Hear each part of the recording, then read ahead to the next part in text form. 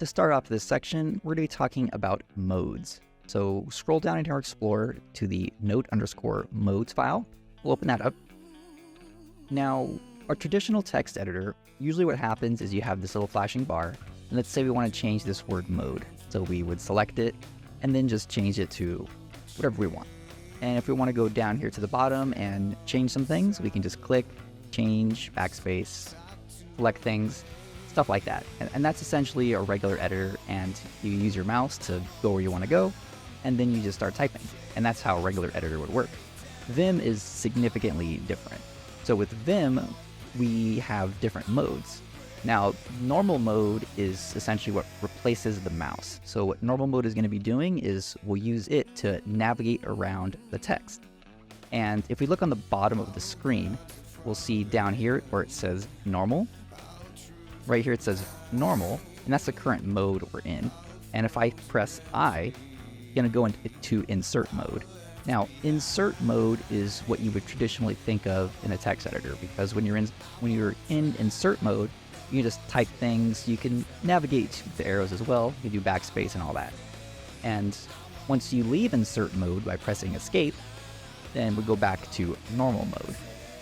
Now, with Vim, the way that we want to do edits is we use normal mode to navigate to someplace. So if I want to navigate to the word mode, I can go there, make a change, like change that to hello. And then if I want to go somewhere else, I exit insert mode. So it's always you navigate in normal mode, make your change, go back to normal mode, and then navigate again.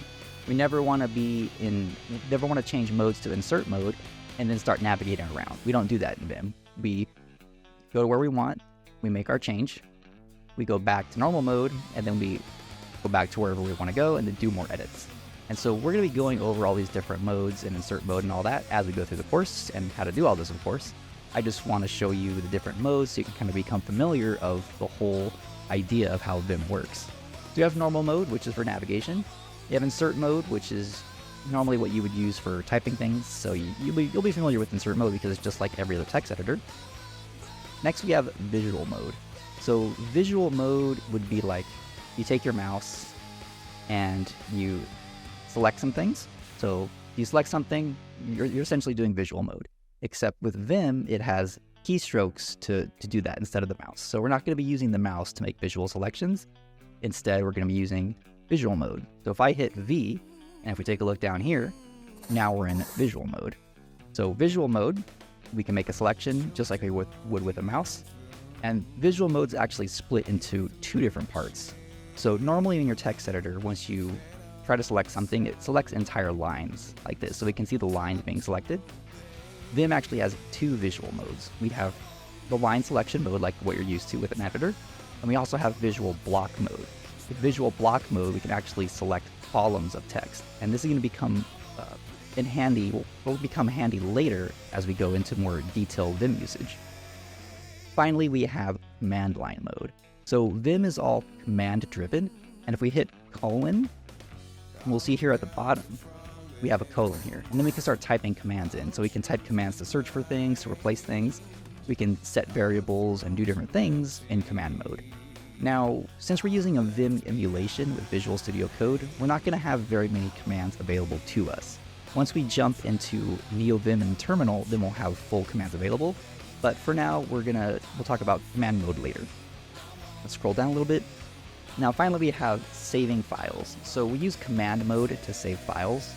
To save it, we use :W, and then we hit enter, and that's going to save the file. And we want to get used to using that to save the files, because if we try to use our IDE's shortcuts, it may be overwritten by some kind of Vim shortcut. So I don't know if Control-S is overwritten by Vim or not in this particular installation. However, it is good to just get used to doing :W to save your file. And you can also do :WA to save all your files. And that'll do it for the modes and how to save.